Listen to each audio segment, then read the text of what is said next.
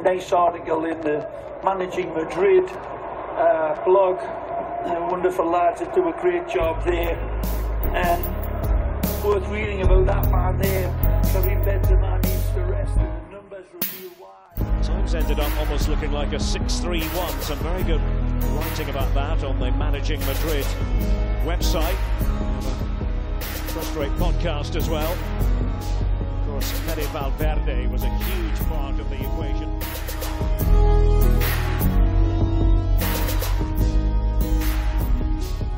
Hello and welcome to a Monday edition of the Managing Madrid Podcast. I'm your host, Kiyan Sobhani. We are doing El Día Despues, and it's the first time in a long time that El Día Despues actually falls on literally the day after the game, and in this case, the day after a disastrous game. So we are here to continue to break down what was a night to forget for Madridistas around the world. And joining me, ready to rant and ready to go with his Denver Nuggets hoodie, is Lucas Navarrete. Lucas, how you doing, man? Kiyan, I'm doing fine, and I'm doing better than I would be doing had it not been for Jokic hitting the game-winning three-pointer at the buzzer last night. So thankfully he did, and the Nuggets didn't lose to the Orlando Magic, because that would have been a nightmare of a Sunday otherwise. But obviously we have plenty of things to talk about concerning Real Madrid. So let's jump into it, if you will. It's nice to have other things going on in your life, you know? So that not all of your emotional eggs are in one basket. You need to have a basketball team to root for. You need to have some goals in the gym, some just other things happening in your life, so that if Real Madrid do whatever they did in Saudi Arabia, you can just be like, oh, well, at least this happened today. You know, at least I had a nice meal. At least I hung out with a friend or my kids. Well, listen, in a lot of ways, I mean, you and I were briefly talking about this off air, that I want to just basically let you go today, but let you go off rather. And I just kind of feel like I've already said a lot of the things I've wanted to say last night. So I'm more curious to hear your perspective, and obviously I'll chime in here and there when needed. But where do you want to start? First of all, I feel like I need to say that I don't think the general perception of the fan base and even the media around following and covering Real Madrid, pretty much in Spain, is understanding or, reflecting how bad of a loss, how bad of a performance it was for Real Madrid, how big of an embarrassment, if you will. I see Ancelotti quotes saying that stating that this was a humiliating defeat would be disrespectful towards Real Madrid. I couldn't disagree more. And I see no signs from the press or the Spanish fans, the general fan base, if you will, being so worried or being ready to push the panic button. And I lean towards pushing it, because I think that had it not been for Courtois last night, the game could have easily ended 1-5 or 1-6, which would have been a historic defeat in terms of El Clasico. So, again, I think you replace Courtois with any other goalkeeper in the world, you name it, and the result would have been a huge disaster for Real Madrid, and could have been just an apocalypse in that sense. So I think that, the fact that Courtois' performance was so great, and the fact that, the score was, quote unquote, only 1-3, is kind of masking up or hiding the fact that, the performance was so abysmal and so terrible and so worrying for what's ahead. In many cases, when you lose a Clasico, or even lose a Clasico as badly as you did last night, there is an argument to be made that you don't need to panic. Just calm down. You lost, okay? You move on. You regather yourselves. You continue doing what you're doing. The problem for me is that this case is not applicable here, because this is just an extension of what Valladolid did and Villarreal did. And forgive me, I don't even mean to be disrespectful right now, but what was the name of the team in Copa we played against? Cacereño, yes. Cacereño, sorry. Yes. This was just a better version of that because Barcelona is better than those teams. This is just an extension of what all those teams and before them, Rayo Vallecano, etc., have done to us this season, because it's so easy to predict what Real Madrid are doing. The blueprint. It's such a basic, simple blueprint. Absorb pressure, try to play through a press, which Real Madrid have not been good at. Then get the ball to Vinicius Jr., who, for all the criticism, I think he rightfully has gotten to some degree for his own decision making. He's by himself, and then on top of that, all the other. This is, I guess, to me, the problem is this: when you're reliant on that, you're reliant also. The whole thing falls apart if one player is not in form.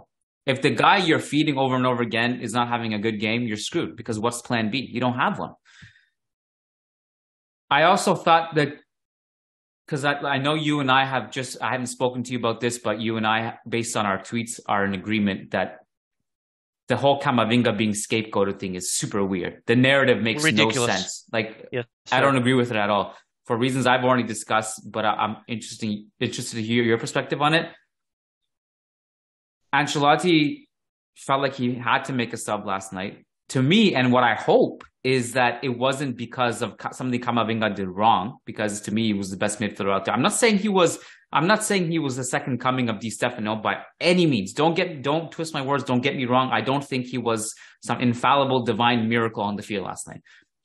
But I thought he was, out of all the midfielders we had, the one who was most intent on getting in the right channels, trying to get the ball out of the press and up the field. He was yanked at halftime, and I hope it was not because something that Ancelotti thought he did wrong, but more so rather than the fact that he wanted to get Rodrigo in to change something, and he just, from a trust standpoint, he just trusts Modric, Kroos, and Valverde more, and that's what it came down to. And again, but my point is that was the plan B, was just like, all right, let me throw Rodrigo in and hope something changes. I just feel like it's too easy to play against this team because it's too predictable, and much like Lucas, when last season, when he changed the blueprint and went from a high-pressing team to a counter-attacking team against Shakhtar Donetsk last season, what's happened now is that, okay, you fast forward, now that's being scouted out, and it's not working as well. Now you need something fresh again. So if you're not going to sign players, you're not going to promote Castilla players, you better think of a solution tactically. You need a change. You need a new scheme, because it's getting too predictable. Yes, I agree. First of all, about Camavinga, since this is the topic I feel like we need to discuss right now. I have to raise my hand and admit that I was surprised to see him in the starting lineup. I expected Rodrigo to start with Valverde, Kroos, and Modric in the midfield. So that's one thing. On the other hand, as you mentioned, it's not like he played great. It's not like he was good even. I would say he was just basically average during the first half, but he was definitely not a worse player or performing worse than Valverde, Kroos, and Modric last night during those first 45 minutes. One more point here is that Ancelotti knew or expected or predicted to sub Modric out of the game by the 60th minute.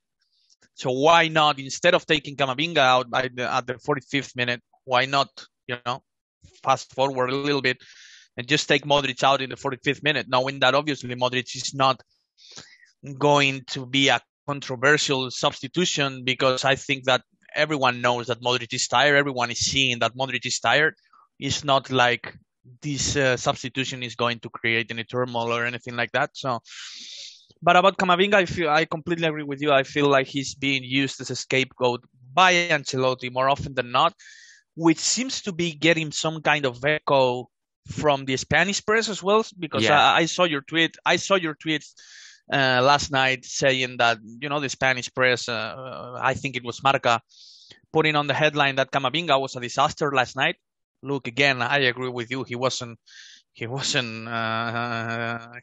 best version of Modric or the best version of Xavi or Iniesta, but I think he was average, and there are more reasons to point your fingers at other players and even at other midfielders rather than doing so at Camavinga. So it's a strange narrative. I just think Ancelotti's played pretty much politics here. I just think that he knew that he needed to play Rodrigo for the entirety of the second half and decided to take out of the game the player who would not complain or create a turmoil inside the dressing room or whatever, because he's just the young player who is still learning and developing, you know.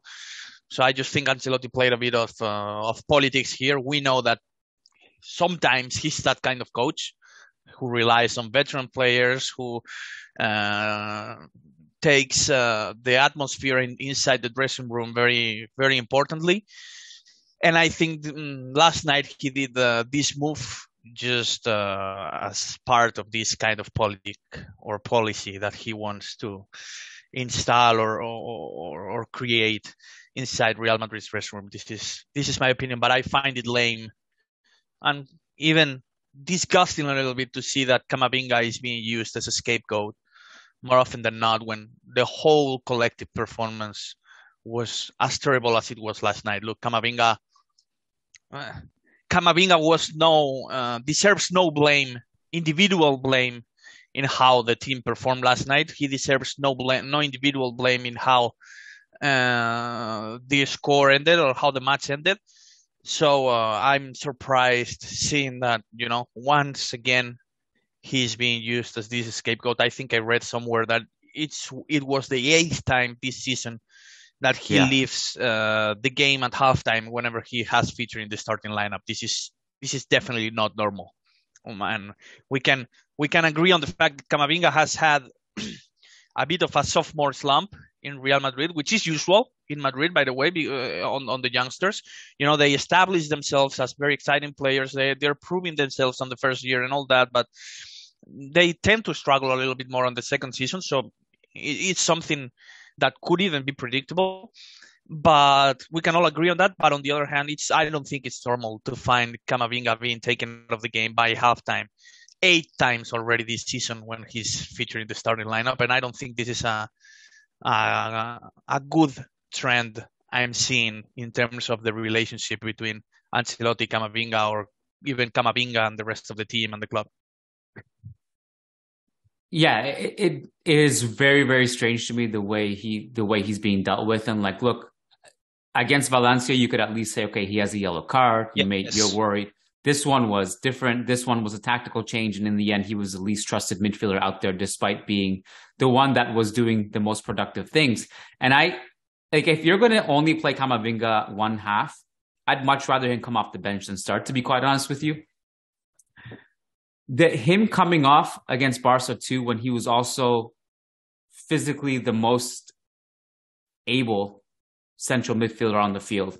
I'll exclude Fede just because he was playing on the right wing. I'm not going to take away from Fede's physicality. He obviously can do that too.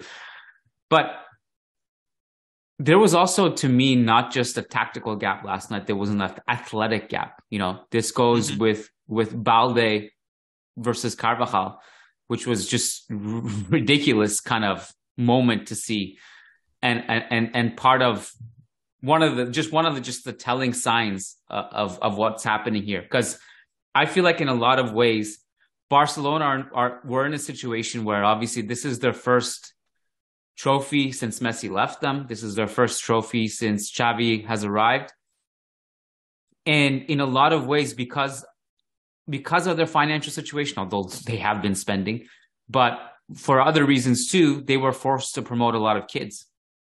And I said it at the time, I was like, anytime Real Madrid and Barcelona have generally been forced to promote, it's been good for them, even though in the moment, it's like a really scary transition phase, like, oh, what's going to happen for the future? It's almost always worked. And I remember telling Diego, like, I'm kind of jealous of that because you guys have the timing right now to give these youngsters some playing time. The timing works.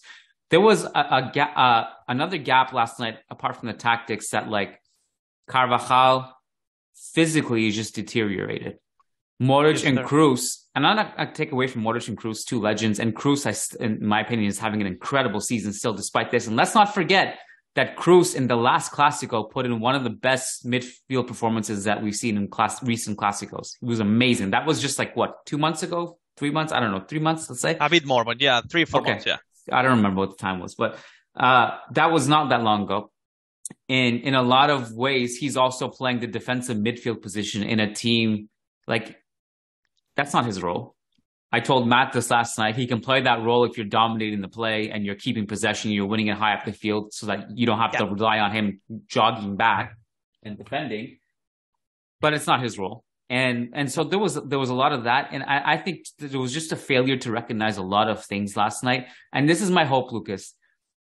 Part of me is glad that this loss eventually came against Barcelona and not against, let's say, ex-Spanish team. Because we tend to take these losses against Barcelona more seriously. And we can pretend, the board is not panicking. It's just another game, all this stuff. We said the same stuff after the 4-0 last season. But deep down the board at least takes this one seriously. And that's my only consolation out of this is that maybe they realize, oh, okay, so maybe we do need a new approach. That's the only thing I'm wondering. It better be a wake-up call, definitely, because Real Madrid can be out of the Copa del Rey this Thursday. Very tough away game against Villarreal once again. Is that one leg? I can't remember. Yeah. Single elimination game. This is going to be massive game and a very tough away game for Real Madrid once again because most of the starters will be tired. I don't know what Ancelotti will do in terms of his rotations and all that. We'll have to wait and see. And then the following game in La Liga on Sunday is at San Mamés against Athletic Bilbao, which is always a very tough team to beat at their own stadium. It's not like they've been so impressive so far this season. That's true. That's for certain. But, they always show up at home against Madrid. So the next two games can... To be quite honest with you, we're still in January, but they can make or break your season unless you want to depend so much on the success in the Champions League, because you know how that can go. You can either have the success you had last season because of the miracles that happened, or you could very well be out of the competition by quarterfinals or semifinals. You don't want to rely that heavily on the Champions League. I don't think so. Not by the month of February or January. So the next two games are going to be massive, and you can only hope that this massive loss against Barcelona was a wake-up call for Ancelotti and for the players themselves. Also, I think I want to touch a little bit more on what you said about Kroos being the defensive midfielder here. Like, I've been advocating for Camavinga to play the central midfielder role pretty much since he signed for Real Madrid, even when he was used as a defensive midfielder and even when he had success as a defensive midfielder last year. But without Tchouaméni and with Kroos being 32, 33 years old, I'm not sure how old he is right now, but with Kroos being on tired legs or as veteran as he is, I think I'd rather see Camavinga playing the defensive midfielder role and let Kroos and Modric play their usual roles as central midfielders. I don't know. It's just I think it would have made more sense to play Camavinga there, but obviously you probably needed a bigger sample size than 45 minutes to judge Camavinga in that spot too. But definitely Camavinga was one player that to me, how Ancelotti is dealing with the whole situation raises a big question mark on the whole affair, because again, how can you not see that the midfield needed Camavinga's legs to chase players like Gavi or De Jong last night? It was so obvious. It was just so evident that Kroos and Modric were tired and were not ready from a physical standpoint to fight the physical battle against these players I'm mentioning. So I'm just baffled. I'm a bit perplexed about how Ancelotti dealt with Camavinga last night. And again, I can only hope that this is a wake up call and that Real Madrid find themselves bouncing back against Villarreal, but hopefully even more so against Athletic Bilbao. I think that game can be a statement win for Real Madrid, and hopefully that's what they get, but it will be extremely tough for Madrid to get the job done over the next few weeks. My question would be, what's the change? What's going to change against Villarreal? That's my biggest question. Is it just suddenly people are going to be informed, or are you actually going to come up with something different? The thing with, and this was what telling, and I don't generally care what Carlos says publicly. What I care more about is about what he's saying privately, because we know that you have to be careful with your words, and there are things that you have to say scripted in press conferences, and I understand that. But I told this to Matt last night. A lot of what he was saying last night was about the mistakes his players made. You know, we were in the game but we couldn't play out of the press. And so what was the tactical plan to avoid putting your players in that situation, right? Like the whole dialogue from the fans in large part from what I saw was, oh, this player made this mistake. Oh, if we had this player instead of Rudiger, if we had this player instead of Militao, if we had this player instead of blah, blah, blah. Honestly, if there was another center back last night, I probably would have said, if only we had Rudiger, who is by definition one of the best ball progressing center backs in the world. So what is happening that even some of these players, world-class players, looks like their build-up is completely, it looks like they have blindfolds on them. So, okay, so I guess I lied when I said I didn't have anything to say on this podcast and I wanted to hear your thought. It's all coming to me now. One of the things that Carlos said last night that was telling to me was that he was admitting that the team is not in a good state from a moral perspective, like morale perspective. It's one thing to be out of form, but it was clear to me that he was transparent about the fact that the team is not in a good place mentally. That's a problem too for an Ancelotti team, because Ancelotti's strength is getting the best out of his players and forming team unity. And once you lose that, in addition to losing your tactical identity and being predictable and your players out of form, that's a lot of bad things happening for a manager who relies on that stuff. That's one thing. Secondly, I already lost my train of thought, but I guess my question is, something has to change. So what is the change? What is it that he's going to change? Because it can't be the same thing against Villarreal we already saw last week against them, where the plan is to get the ball to Vinicius and expect him to be one fourth plus whoever's covering on that wing. Can you come up with something more ingenious than that? Because you got to start shocking your opponents again with something new. Can you fit in your four best attacking players? I'm brainstorming here, but can you fit in the Rodrigo, Benzema, Vinicius trio, plus get Fede up the field more, or insert, this is wishful thinking, insert someone like an Arribas into the team, or maybe even Asensio as a 10. I'm brainstorming this. I'm not coming up with solutions, but something has to change, because if you just stick with what you're doing, it's not going to work unless you magically hope that Vinicius can be eight players all of a sudden. It's not sustainable. Look, the math is there. This is a pure math. Last season, we generated little offense and conceded a lot of chances that our opponents didn't score, or Courtois came up big, and we overperformed our XG. The math is not sustainable. It's not sustainable mathematically. You can't rely on that. You need to generate more offense. You need more chances. You need higher volume of shots, higher volumes of getting into the opponent's box, dribbling past players, high octane. You need more. This is not sustainable. It's catching up to us. Completely agree. And this is one problem Real Madrid might be facing now, which is that there's virtually no time to work on things now and to be creative. Like, the team probably arrived in Madrid today, just did some light work and recovery session and all that. And tomorrow, then, there's virtually no time to prepare something new, something fresh from a tactical standpoint when you have 2 games a week. So this is one problem that Real Madrid will be facing. And on the other hand, I don't think anything big will change. Like, Ancelotti will probably make some rotations against Villarreal just for the sake of keeping his veterans fresh and all that. But, I've seen tweets even from you, from other fans, saying that maybe Vinicius Tobias will be an answer.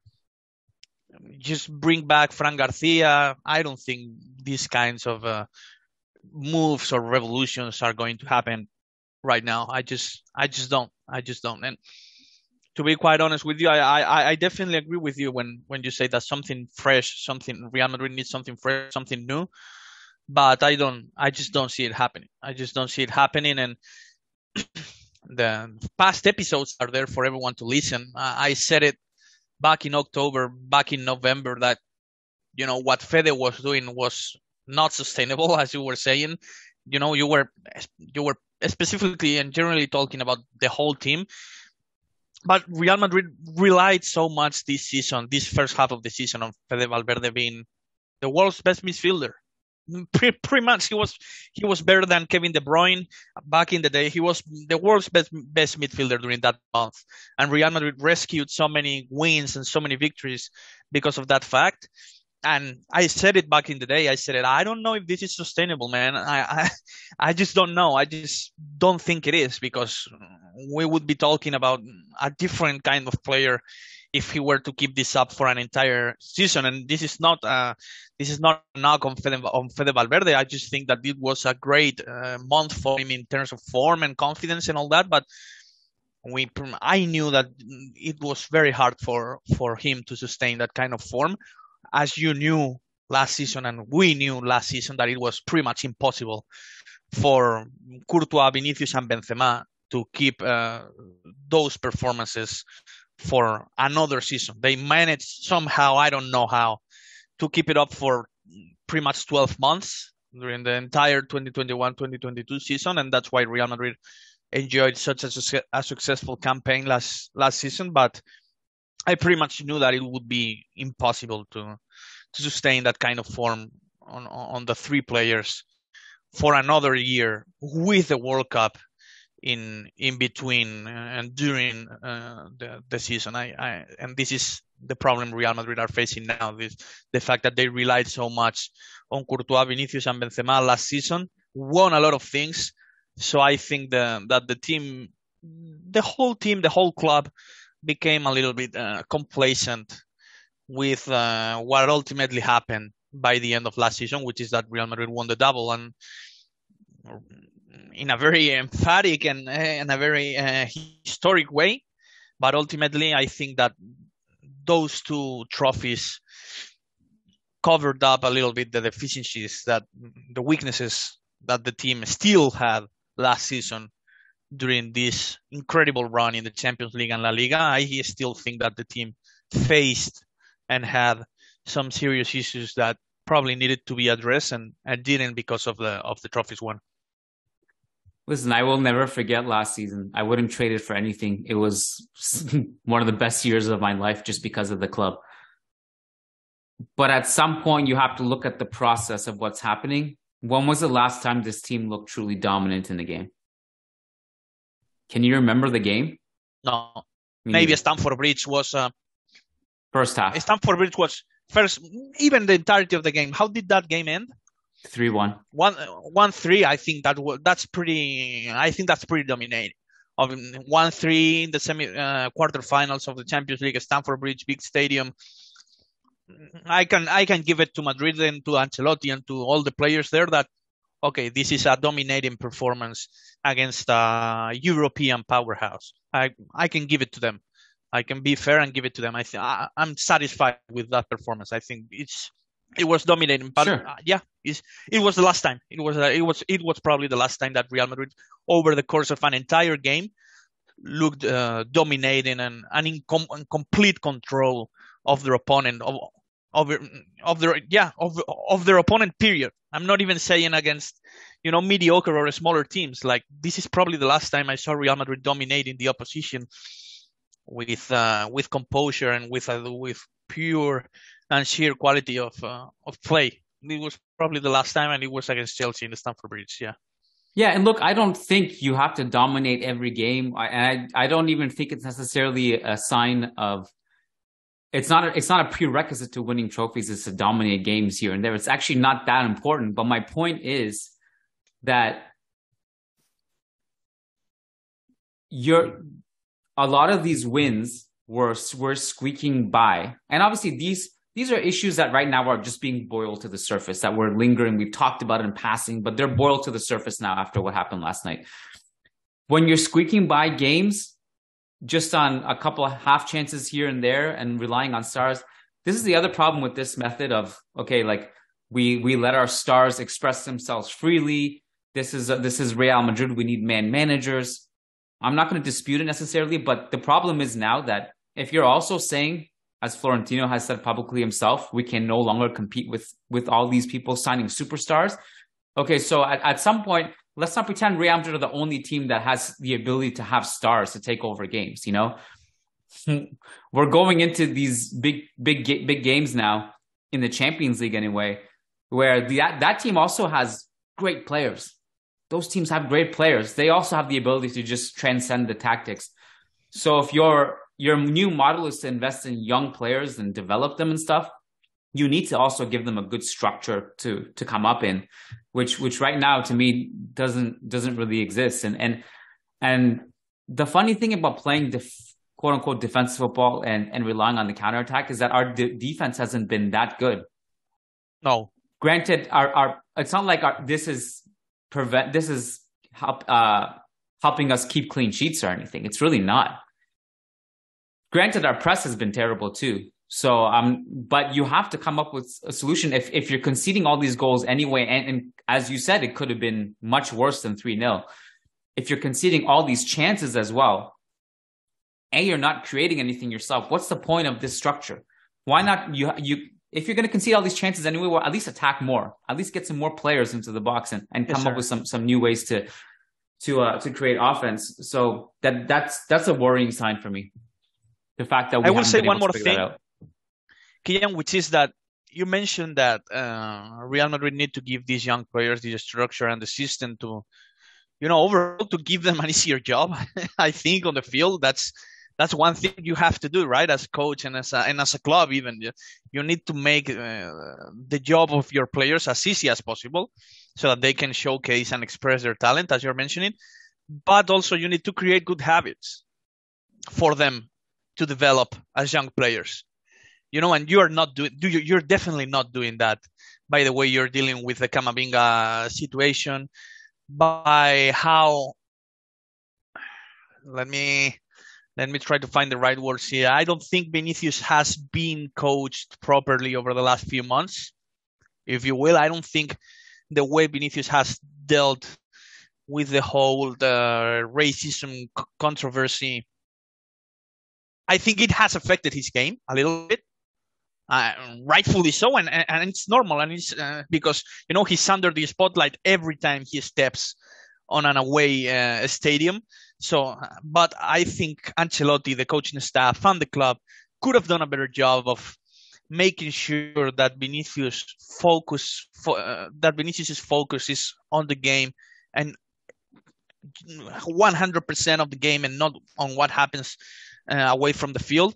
I think they could have also done a better job of protecting him with statements, with quotes from the board and all that, so that, Vinicius feels more secure and more safe and more beloved by the club and by the coaching staff, so that he doesn't feel like he needs to prove anything every time he steps on an away stadium.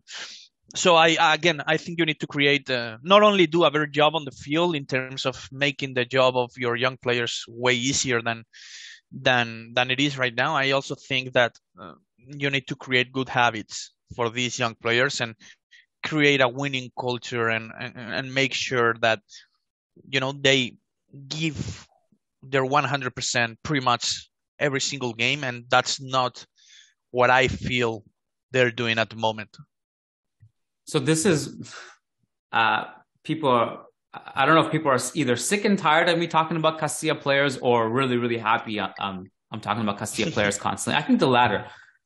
One more case for the Castilla guys, which I haven't mentioned yet. I will say about the Vinicius thing, and you and I had a whole segment about the fact that the club should have defended Vinicius publicly. You and I talked about that. I'm really far away from putting blame on Vinicius, because I think this is just he's going through a lot. And he's being expected to do a lot. So I am sympathetic of his struggles. Yes, sir. The other case I have for Castilla players is that kind of cliche, maybe, but they really care about the club, I find. you might get them in a game like last night making mistakes. Maybe they do shitty things, but I trust the effort level at the very least. Yes, because I feel like they will really I'm not even talking about star Castilla players like Reguilon, who he's gone now. He wasn't that great ultimately, but if you remember when he was promoted by Solari in those Madrid derbies, even Clasico, he was getting in their face, man, and you could tell he cared. So I expect. I think you'd get that from right now. We're talking about hunger. This whole thing that because it just seemed to me, and this goes back to what Ancelotti was saying about the morale is low. A lot of people were saying, well, okay, don't worry. Real Madrid wins the finals. They always win finals. Well, they didn't. They didn't on Sunday, and I just felt like they were almost kind of walking around. We're like, oh yeah, we got this. We win the finals. We'll figure out a way. But they never were able to figure it out. Nor did they seem that interested in driving forward and fighting back. And that was concerning to me. And that's another case for the Castilla guys for the hunger perspective. I want to say this about Vinicius Tobias, and this probably applies to any Castilla player too. I think if you put Vinicius Tobias in a game like that, but let's just generalize it in other games too, there's a good chance that he's not going to be a great right back. But I think he's someone definitely athletically speaking and from a pace perspective, obviously he's going to help a lot. If you want Carvajal to put in a shift like he did against Luis Diaz in the Champions League final, you can't have him just running around hobbled and deteriorated in these games. Put in these guys, let Carvajal rest for however long he needs rest. Ancelotti literally said after the Valencia game, it was not ideal that we had to play Carvajal and Mendy. They're not 100%. So why are you playing them? You have a choice.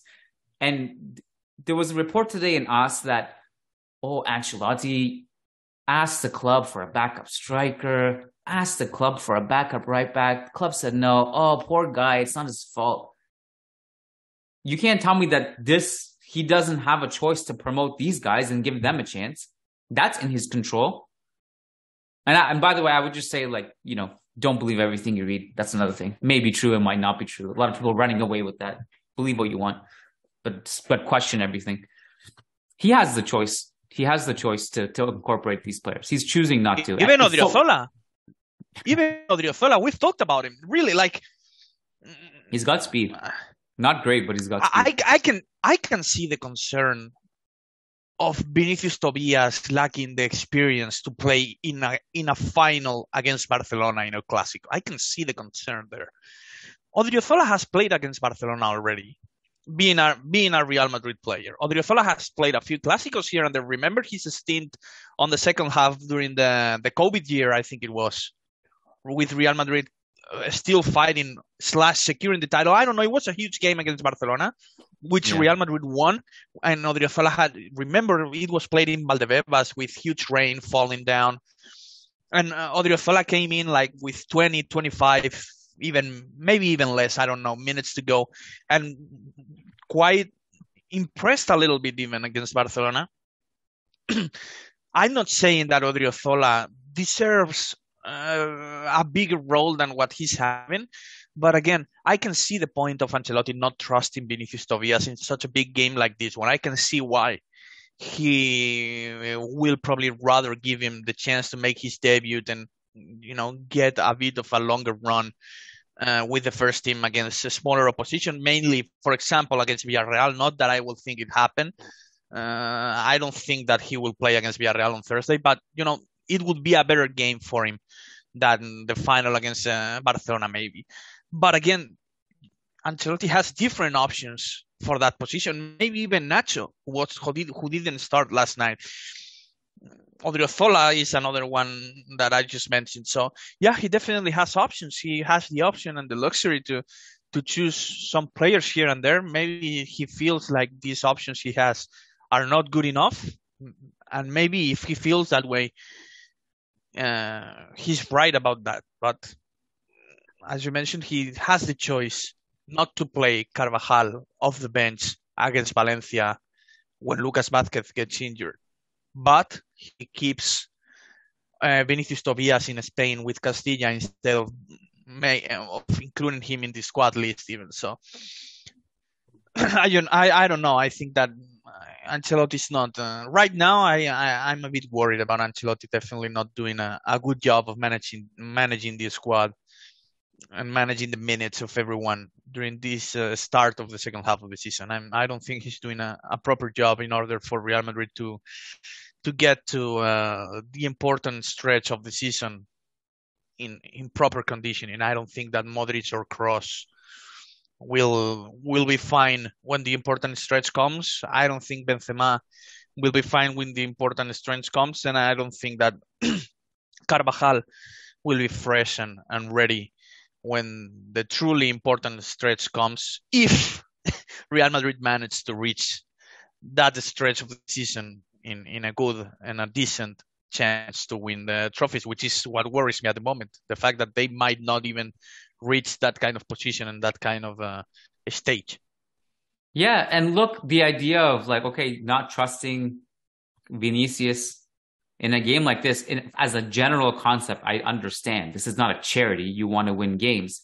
But in this, that logic applies if your starters are dominating and winning.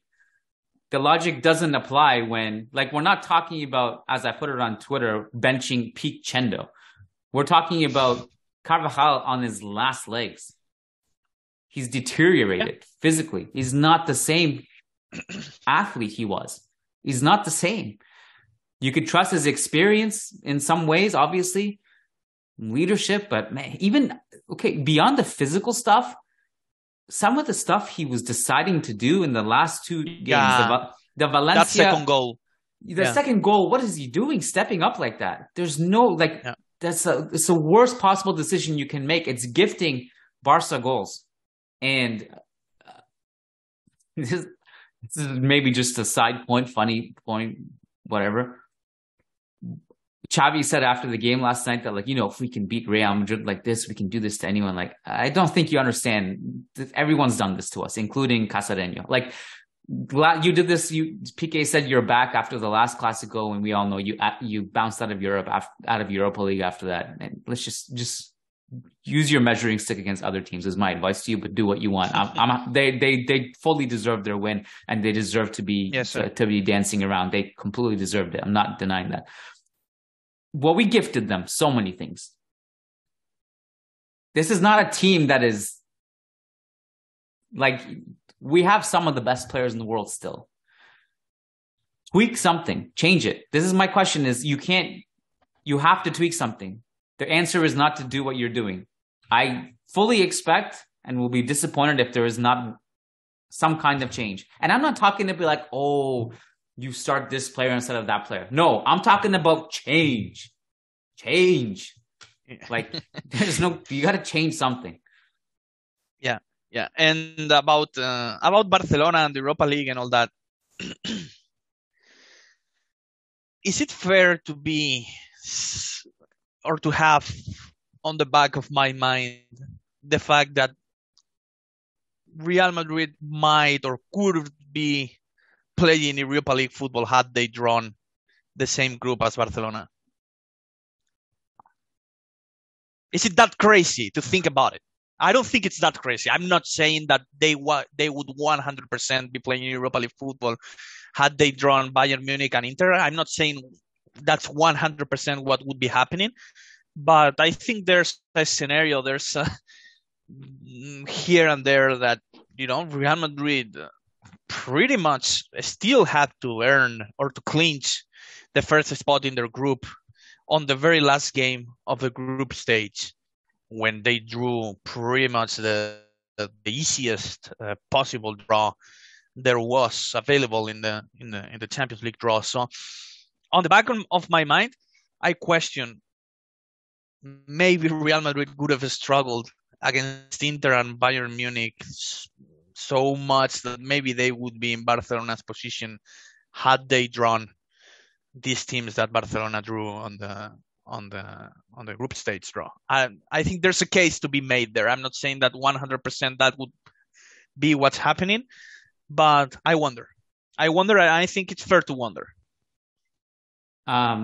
It's an interesting question and a kind of a scary question, I guess. My guess is we would have squeaked by second place.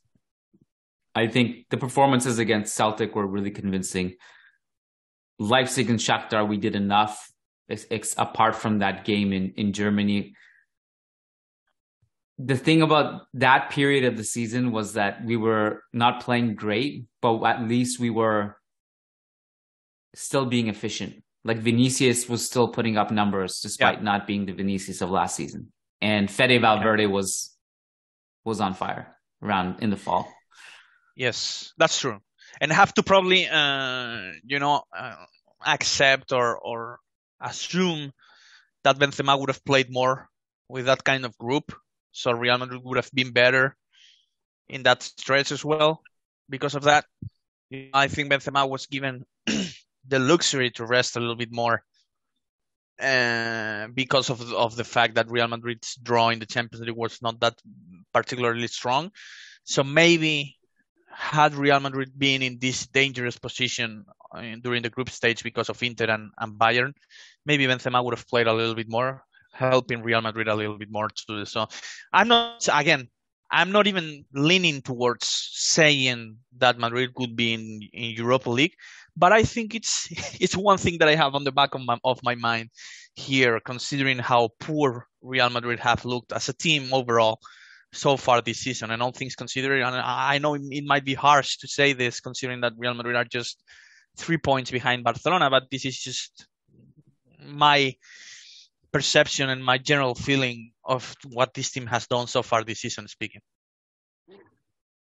The fatigue thing isn't going away anytime soon, by the way, because we got to go to Morocco for the Club World Cup in the middle of February, potentially play 2 games, at least one. And my only, I suppose, optimism is that I've seen Real Madrid go from zero to hero quick in the middle of seasons.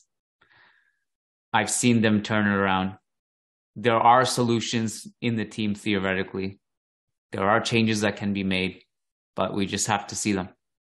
That's it. Yeah, one big player who would provide a lot of change and fresh legs, a new maybe style of play in the midfield, which would be Camavinga, is not trusted at the moment. So I guess we'll just have to wait and see how Tchouaméni returns from his injury in order to see a more modern, if you will, midfield line, rather than seeing Kroos used as a defensive midfielder and Modric chasing around the ball at age 37.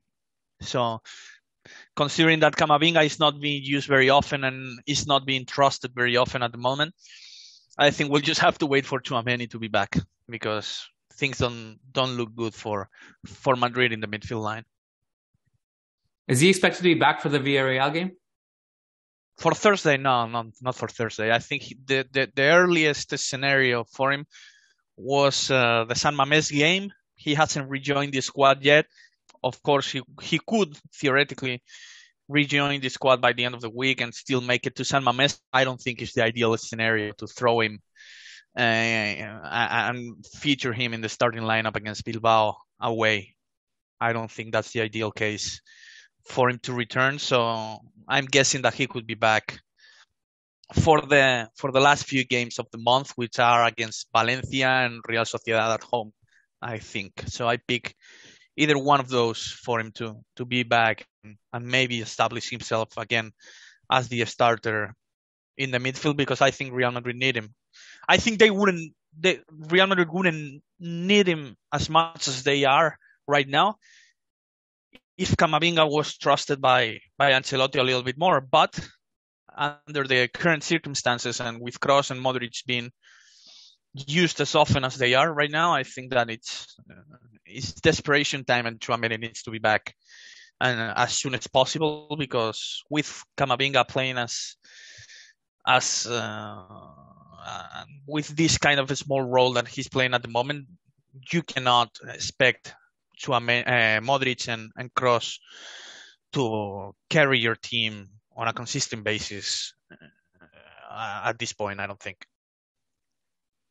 Well, I am nervous / excited to see what is going to change against Villarreal. I'll be there again, by the way. Oh, you'll be there. All right. Yeah, hopefully not a bad omen considering what happened against Villarreal in La Liga. And I was at this there point, too, everything is a bad omen. Doesn't matter who shows up. Everything is a bad omen. Just everything. Also, someone brought this to my attention recently that Benzema also had a picture with Drake in the summer time or something like that. Didn't he? I don't know. I didn't see it. I don't think I saw it. If that doesn't convince you that the Drake curse is real, then I don't know what it's going to take. The Drake curse is very real. So that obviously did not help our case either. So let's see what happens. All right, Lucas. I think kudos and I feel like at least after this doom and gloom episode, we could share a few good words about the player who did show up and did play at least a good game. Obviously, Courtois belongs on an entire different level because I think he was the game's MVP with his team, with the game's MVP period. And I'm talking even about Barcelona players with his team losing 1-3, and that says a lot. And about Real Madrid, I would like to highlight Benzema. Obviously, I think Benzema has been quietly improving his form during this start of the second half of the season. I think he's done at least good. And I think the other player I was pleased about, although he got a fair share of criticism as well, was Militao. I think Militao did well enough for me to at least rescue his performance and not throw him under the bus, if you will. He had a couple crucial challenges on Pedri and Lewandowski in this game. Lewandowski, late in the game. This is coming to me now. Maybe my memory's fuzzy. Didn't he like lock down Lewandowski in the last Clasico at the Bernabeu? That was a thing, right? I'm not imagining that. I'm not sure at the moment. I don't know. But I can imagine he did because he was great last season, except for a small period of time during those 1 or 2 months earlier in 2022. He was great last season, so I can imagine he did. Yeah. All right. Well, let's see what happens on Thursday. Oh, you meant at the Bernabeu? Yeah. But not this season then, though. I don't remember when it was. I just have this memory of this happening. I don't remember. We didn't play Bayern last season, right? No. So it had to be the previous season. And he didn't play much. No, it was against Barcelona somewhere, I think. Oh, then it wasn't at the Bernabeu, I don't think, I guess. I don't remember. Well, anyway, I think it's fair to mention that Militao was at least okay last night, and contrary to what can be said about his teammates. I think Militao and Benzema deserve a bit of an honorable mention, and then Courtois is on an entire different level, obviously. Of the 4 backline members, Militao was the least bad. Yeah. Yes. Yeah. All right. Let's see what happens on Thursday. Enjoy your time there. I hope you enjoy it. I sincerely hope you enjoy it because that would be good for all of us. Let's hope for a change. We want this team to turn the corner. The season's not over. We're second in the league and we are facing a very wounded Liverpool in the Champions League. We have the ability to turn this around. Let's just hope we do. That's it. Let's just hope we turn it around. Yes. Thanks, Lucas. Thanks for your time. Yes, sir. Everyone stay tuned to the lineups on Thursday because we don't know what will change. Everyone is expecting some changes, so everyone will definitely be paying attention to what Ancelotti has in store for the lineups on Thursday. Yeah, we'll see. All right, thanks, Lucas. Take care. No problem, Kiyan. You too. Peace. Thanks for listening, and before we wrap it up here, we wanted to give a quick shout out to our patrons over on patreon.com/Managing Madrid, and specifically to our $10 plus patrons, because if you pledge $10 or more per month, you not only get access to everything and not only get guaranteed responses to your questions, you also get a specific shout out at the podcast. So shout out to our $10 plus patrons as follows: Brandon Alvarez, Willie Reed, Will Sousa, Wei Paring, Tobias Arroyo Botcher, Talab Salhab, Tahmid Kalam, Sushank Damala, Sujai Wani, Sumanshu Singh, Sheikh Hatiri, Shamil, Sergio Arispe, Santos Solorzano, Samuel Justin, Samar Z, Said Mahad, Sai Mohan, Sasi Kumar, Rodrigo Balmaceda, Rishi D, Phoenix, Peter Powell, Paulo Fierro, Patrick Odayafati, Oscar Barrera, Nico Laxo, Nicholas Moeller, Nick Ribeiro, Mowgli, MJ Diego, Michael Zinberg, Marin Myrtle, Matthew Atkins, Martin Ridman, Magnus Lext, Logan Stahl, Leon Stavronakis, Kunal Tilakar, Crystal Glass, Kevin Rivera, Jose Cruz, John Fernandez, Jason Fitz, Ian Marley, Graham Gerard, Gary Kohut, Frederick Rantakiro, Frederick Sunros, Faisal Hamdan, S.A. Davisito, Eloy Enriquez, Edward Sossman, Daniel Williams, Con P, Christian Toff, Christian Acosta, Charles Williams, Brendan Powers, Brandon Stevens, Ashik Bashar, Arnab Mukherjee, Arman Gashi, Armando L, Anirudh Singh, Ananya Kumar, Azaz Hussein, Adrian Rios, Adar Zalukovic, Adam Dorsey, Varun, Fabian Moreno, and Daniel Smith. We love you guys so much. Thank you so much for your support. Thanks for being a part of this family. And Hala Madrid.